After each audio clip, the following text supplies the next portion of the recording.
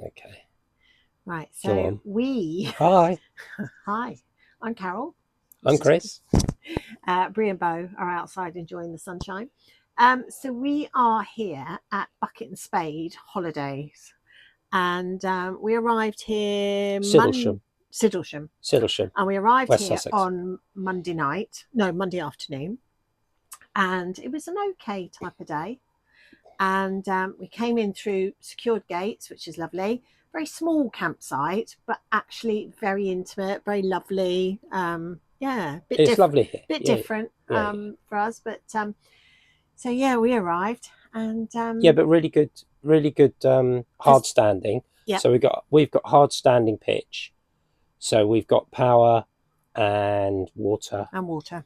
and yeah, it's really It good is really and good, really and we've good. got a good signal for TV, etc. Yeah, that's There's excellent. Wi-Fi. They don't Wi-Fi advertise here, that, but there is Wi-Fi here, which is fantastic because we were very a little good. bit worried about the Wi-Fi. Nice people who own it, really friendly, Lovely, lovely people. as we found out, and you'll find out in a minute. Thank goodness. And lovely people staying on the campsite, which we also found out. Yes, indeed. And obviously, as you know, if you've been following our story, we are very new to this, never owned a motorhome, decided to go all in. Was it go big or go home? I thought we were going to go all out, actually. Anyway. But yeah, all in. Yeah, So yeah. all in. And so we arrived and we found our pitch, which is pitch number 17, which is fantastic because it's right on the end of a few pitches and right next to a nice grass area, which is perfect for the dogs. I'm going to let Chris take over here. Are you? Yep. Okay. Okay, so all the hard standing pitches are 10 metres by 5 metres.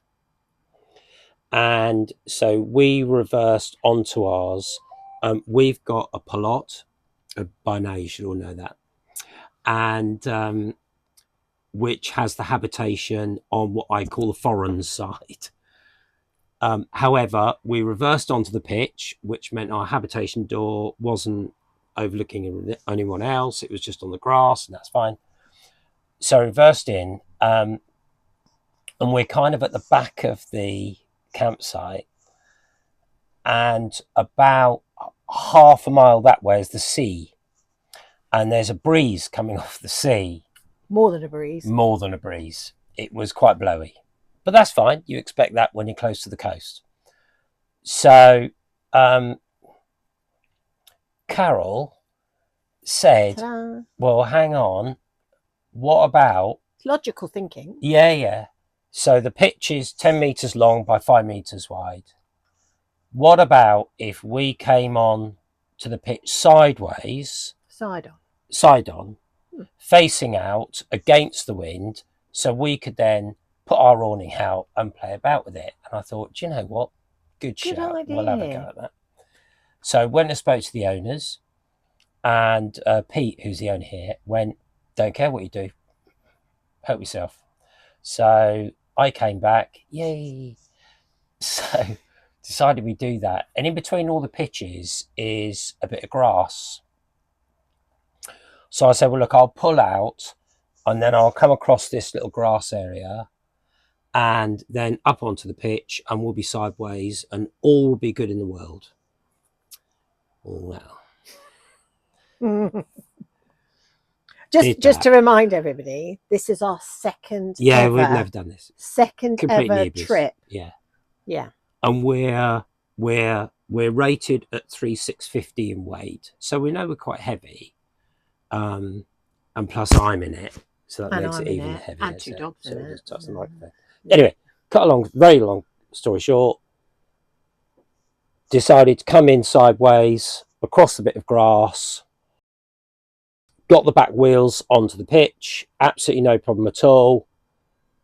Just about came over the lip. Well, the back wheels came over. The pitch. Yeah, the back wheels were over. Yeah. But got the front wheels just up to the edge. Lost it. You'll be seeing pictures as we go. Absolute nightmare. I buried it basically in the grass. Well, yeah, you hadn't quite buried it at that point. You helped bury it because you had to go as well, didn't you? Yeah, only because all the men then. So he didn't quite bury it himself at the beginning because it was she'd gone in a little bit, and then we realised we were stuck.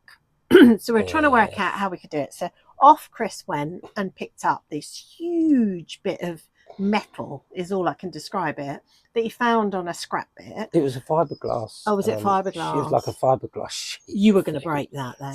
So he was trying to use that to give himself crazy. a little bit of grip. Yeah. And he came back with that. That didn't work. So then we're all trying to work out. Now, I will say that only 4 days prior, 3-4 days prior to that, I had suggested that we bought these slip or grip. I'm not sure about those. Grip mats, I think they're called.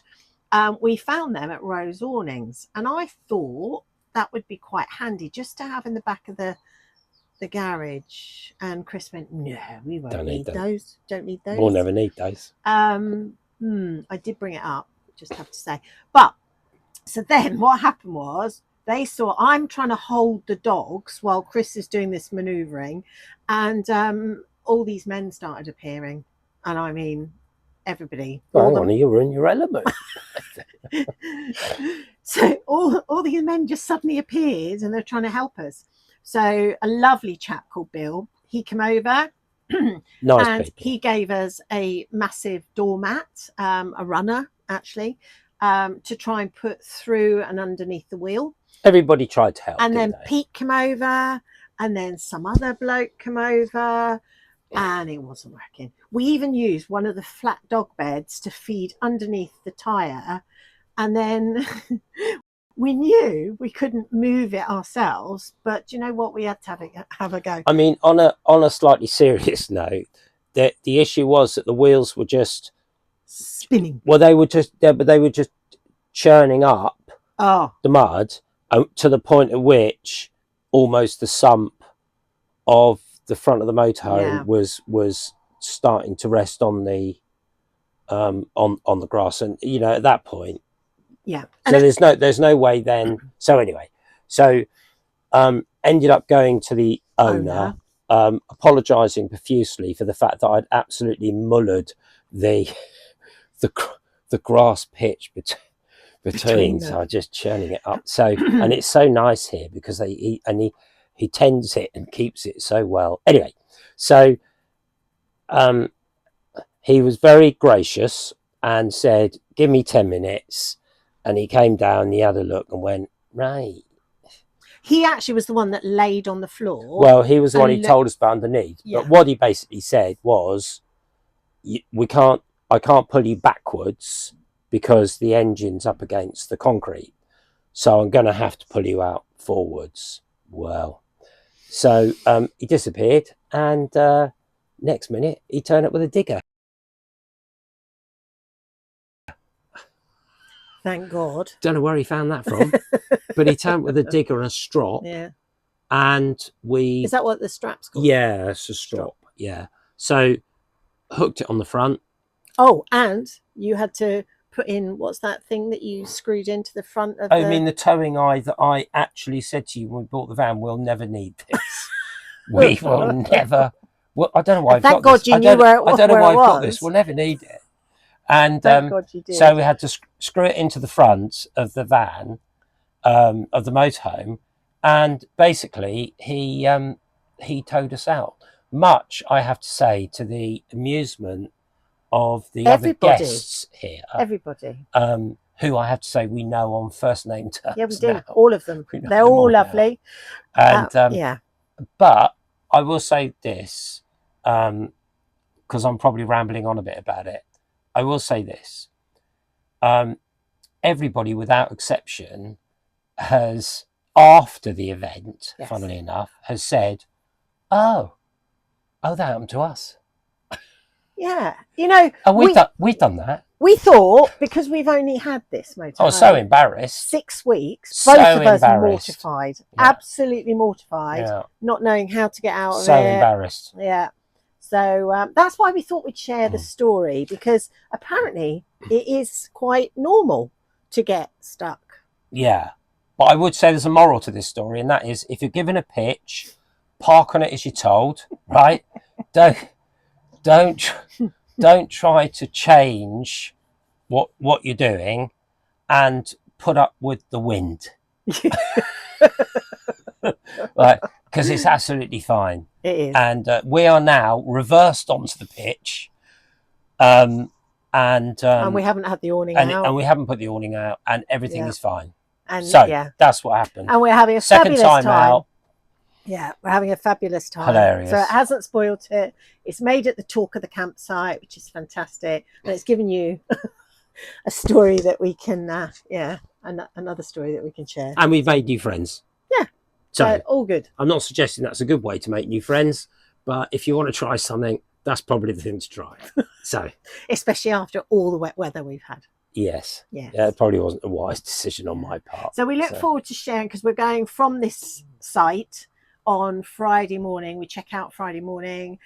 So we'll have been here from Monday through to Friday, and then we're going on to concierge. Looking forward to concierge. So we're looking forward to that. Going there. And then we'll share concierge with you. We'll also be sharing this. We'll wander around. Campsite. Yeah, we'll wander around and give you a bit of a. Yeah, we will. Because it's a bit quirky here. Yeah, it's nice. It's quirky. It's nice. Yeah, it's got shepherd's huts and all sorts of things. Yeah, it's all sorts. Yeah, it's very good. Yeah.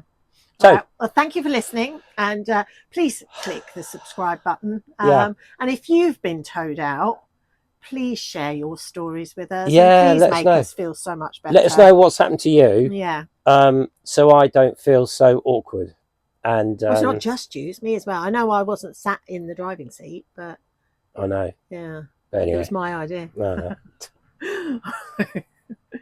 We'll see you soon. Bye.